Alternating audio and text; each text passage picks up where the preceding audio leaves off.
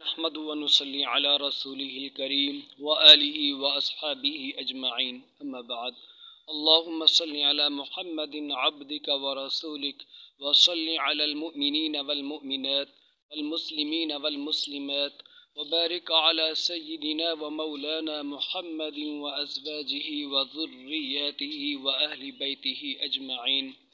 السلام علیکم ورحمۃ اللہ وبرکاتہ۔ محترم ناظرین سامعین، آپ دیکھ رہے ہیں میرا یوٹیوب چینل روحانی عملیات اور میں ہوں آپ کا خادم عبد المجید۔ آج کا ہمارا ٹاپک ہے کسی کے دل میں اپنی محبت پیدا کرنا، اس کے متعلق۔ دوستو، اگر آپ ہمارے چینل پر نئے ہیں تو اسے سبسکرائب ضرور کیجئے، ویڈیو کو اول سے لے کر آخر تک دیکھیں اور ویڈیو کو لائک بھی ضرور کیجئے، آخر میں پسند آئے تو شیئر بھی ضرور کیجئے۔ کسی کے دل میں آپ اپنی محبت کیسے پیدا کر سکتے ہیں؟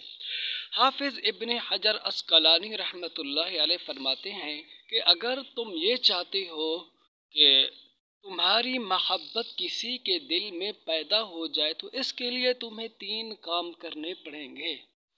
ایک کام تو تمہیں یہ کرنا پڑے گا کہ اس کا نام تمہیں ادب و احترام سے لینا پڑے گا۔ دوسرا طریقہ تمہیں یہ اختیار کرنا پڑے گا کہ جب وہ تمہاری مجلس میں آئے تو تم نے اس کو اپنی مجلس میں، اپنی محفل میں جگہ دینی ہے، ٹھیک ہے۔ اور تیسرا طریقہ یہ اختیار کرنا ہے کہ تم نے اسے سلام کرنا ہے۔ تو اس سے کیا ہوگا دوستو، جب تم یہ 3 کام کر لو گے تو اس کے دل میں آپ کی محبت، آپ کی عظمت، آپ کا وقار بیٹھ جائے گا۔ چوتھا کام دوستو یہ بھی آپ نے کرنا ہے کہ کوئی ہدیہ آپ نے اس کو دینا ہے۔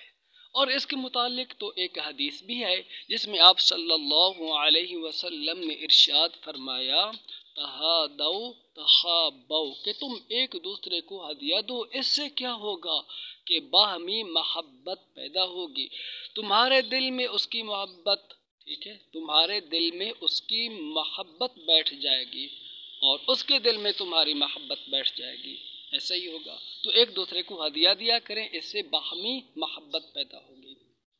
اس کے علاوہ چند کلمات ہیں دوستو، ان کو بھی آپ صبح و شام 101 بار پڑھیں۔ اس سے بھی کیا ہوگا دوستو، اس کے دل میں آپ کی محبت بیٹھ جائے گی۔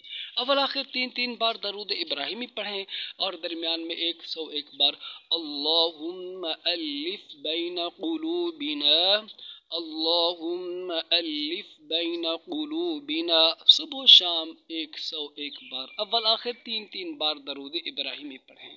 اس کے علاوہ دوستو چلتے پھرتے اٹھتے بیٹھتے چند کلمات ہیں اور ان کو بھی آپ نے پڑھنا ہے۔